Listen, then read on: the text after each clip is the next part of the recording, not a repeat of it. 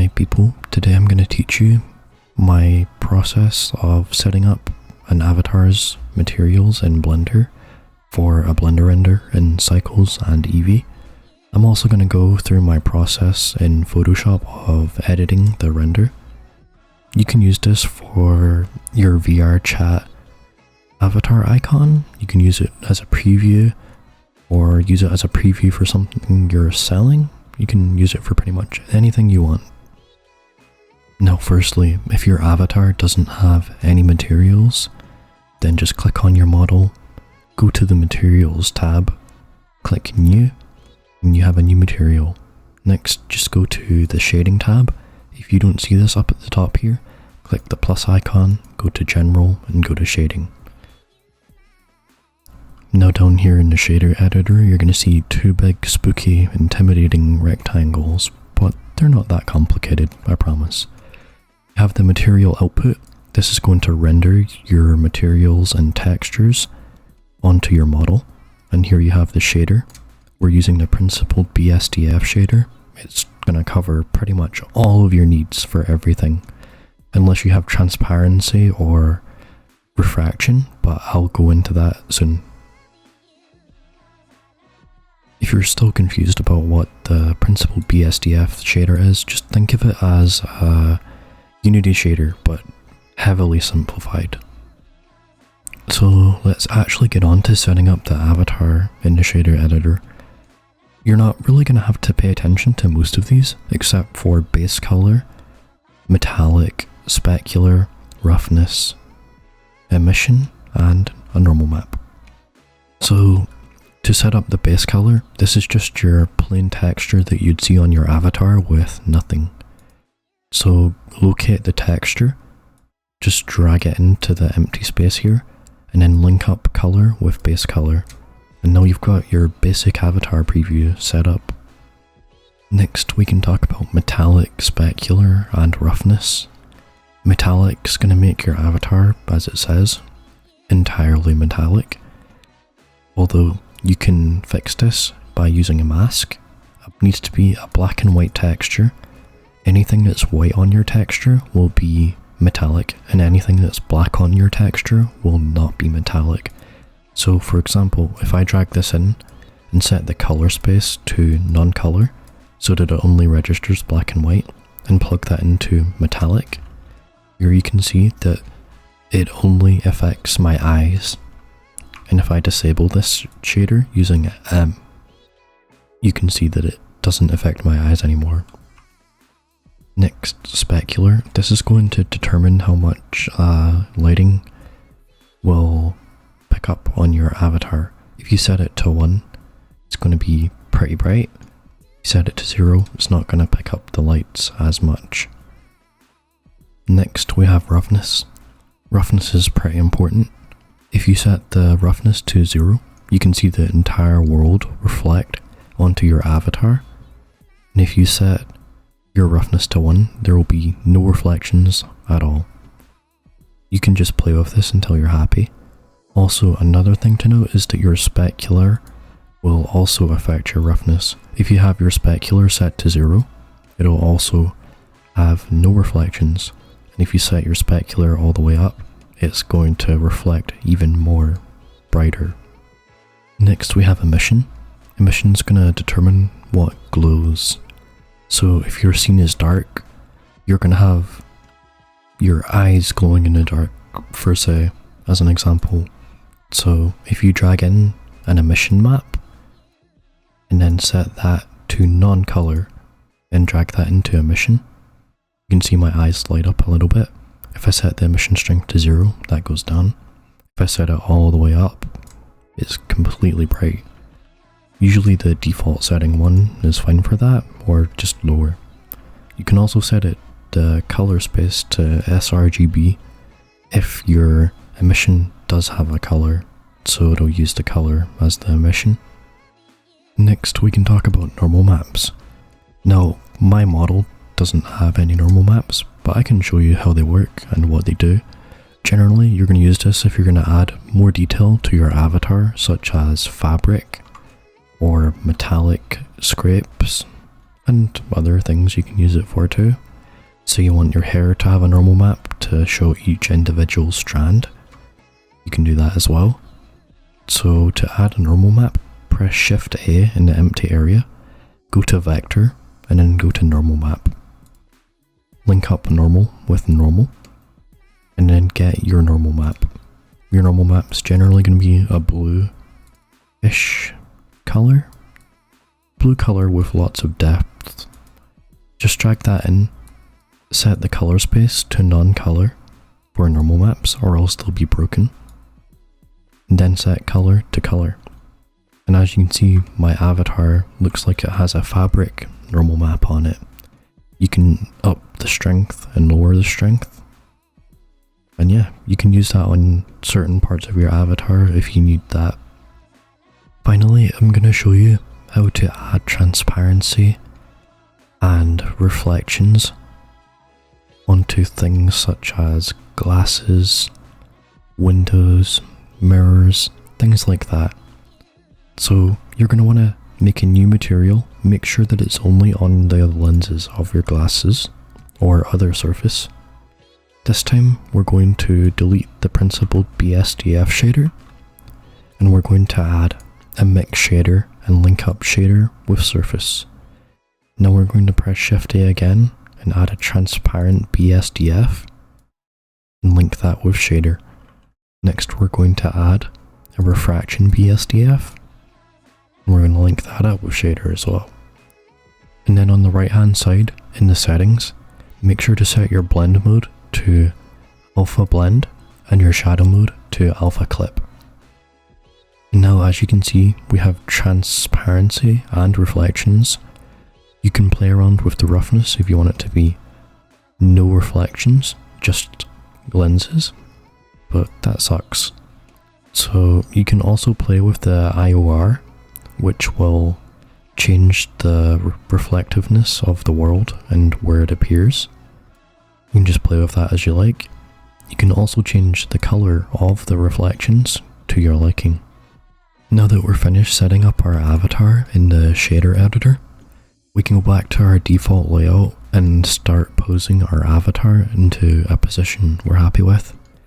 You can use the default Blender pose mode if you go in from object mode into pose mode while your armature is selected and pose things around like this. But I'm going to use the Cats plugin start pose mode button since it's a lot faster to do things that way. If you don't have Cats plugin, then I'll put a link to it in the description. If you need any help getting it, feel free to ask me. Once you're done with your posing and you're happy with it, we can move on to the render settings. So first I'm going to go over Eevee. Click on this little icon that looks like a TV and set your render engine to Eevee. Now for your sampling, set your render to 248. It doesn't really matter how high you go on this because Eevee is very fast. So next, enable ambient occlusion. This is going to add shadows to your model. Next, enable bloom. This is going to make anything that has emission on it glow. Next, enable screen space reflections. This is going to make anything that has reflections reflect. Also enable refraction and disable half res trace so that you can get the highest quality. Next, go to film and we're going to set this to transparent so that it only renders our model and none of the background, so that we can bring it into Photoshop later. If you have a background imported into your scene already and you want that to be rendered, then disable transparency, but I'm going to have it enabled. Now that we've finished setting up our rendering settings, go over to the shading tab and set it as render preview. So this is how our render looks right now. It's dark, there's no lighting, and there's not a camera. So to add lighting, press Shift A and add a area light. In my opinion, I think the area light is the best for most cases. You can experiment with the other lights, point, sun, and spot though, if you want to. And now just Move the lighting around until you're happy with how lit your model is. You can change the scale with S. You can also click on these to change the scale. And if you want to further edit settings on your lighting, you can change the shape of it to rectangle, disc, ellipse, and more. You can change the size. You can change how much power will be on your light. If the higher it is, the more light there will be, and the lower it is, the less. You can also change the colors of your lights. I'm just going to keep mine on default, and I'm going to set up some lighting that I like, and I'll get back to you. Now that I have set up the lighting to my liking, I know it's very bright at the back here, but that's not going to be visible because I'm going to do a front view render. Obviously, if you want the side of yours to be in there, don't do that. But I'm just using this as like a rim lighting effect, rather than adding it in Photoshop. So next, all we have to do is set up the camera. I'm going to view this from the front. Press Shift A, then press Camera. It'll spawn in the center by default, but click on your camera so you can move it around. Press spacebar or right click if you're on different keybinds.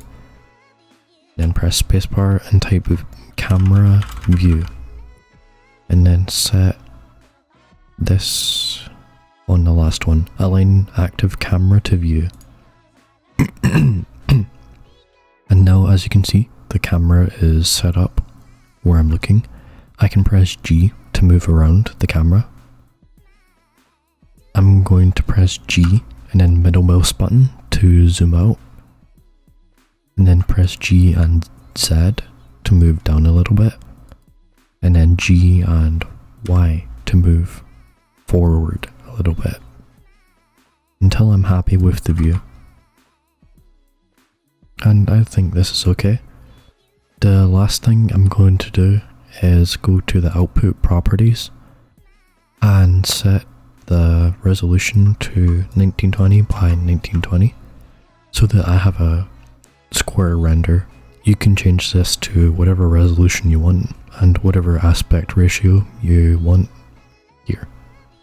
Now that we have our lighting and camera set up and our render settings done, we can go to the tab called Render up at the top left and press Render Image. Now all you have to do is wait for your image to render. This could take a while, especially if it's your first time rendering. So just wait for it.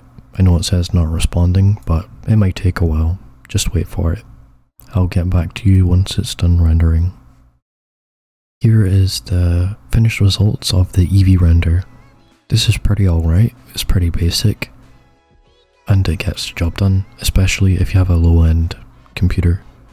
So to save your render as an image, go to Image, Save As, and then just type a name for your image, call on Render, then set your compression to 0 for the highest quality, and I set the color depth to 16. I'm not sure what that does, but it seems like it makes it better. And then save it. Next, I'm going to show you how to do a render in the Cycles engine. The Cycles engine is going to take a long time to render if you have a slow PC, but it'll look a lot better if you have your settings right. So switch from Eevee render engine to Cycles render engine. It's going to take a long time to load in the viewport and it might be laggy, depending on your PC. I would generally set my render to 2048, which I'm not sure if that's good, but it gets the job done. Open the denoising tab, enable render, and set NLM to optics. That'll make your it'll make your render less noisy. Also go to performance, set the tiles to 128. That'll make your quality a lot better. And go back to film and set it to transparent if you want it to be a transparent render. And that is pretty much it for cycles. You don't have to do anything that special for it. Now you can just hit render and wait. Just like before, this might take a long time. It could take way longer than e-render, and it might lag your PC. So maybe Eevee is the way to go for you if you can't do cycles. Here are the results for the cycles render. It is a little bit more noisy than the Eevee render, but if you do cycles, you can get a lot more detail than Eevee. Like the bounces of light entering skin and making like the red glow. You have a little bit of that there and on the legs. It's not that noticeable, but if you play with the shader editing, you can make it a lot more noticeable. Finally, I'm gonna show you my Photoshop process of editing the images. It's not too complicated. I just use a lot of blending options on them and then slap a background in there. So I'm going to import a background that I like, that I found online. All I do is size it to fit the screen.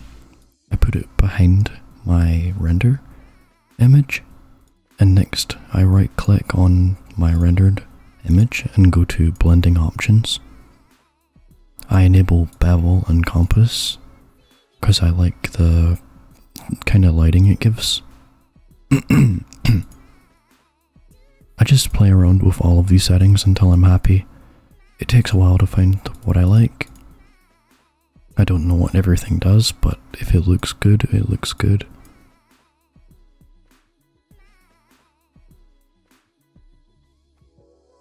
Gonna add inner shadow.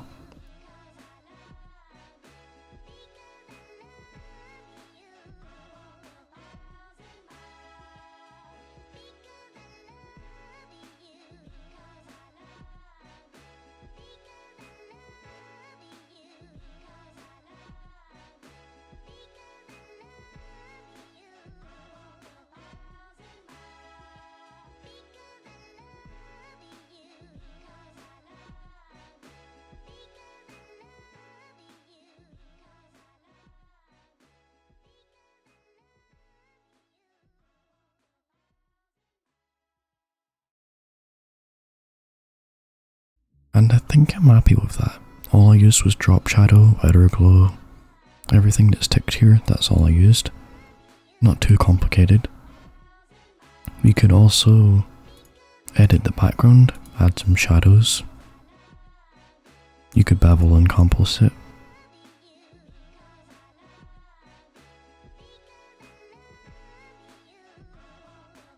If you add an inner shadow, you can get some shadows on the outlines, on the outside of the image.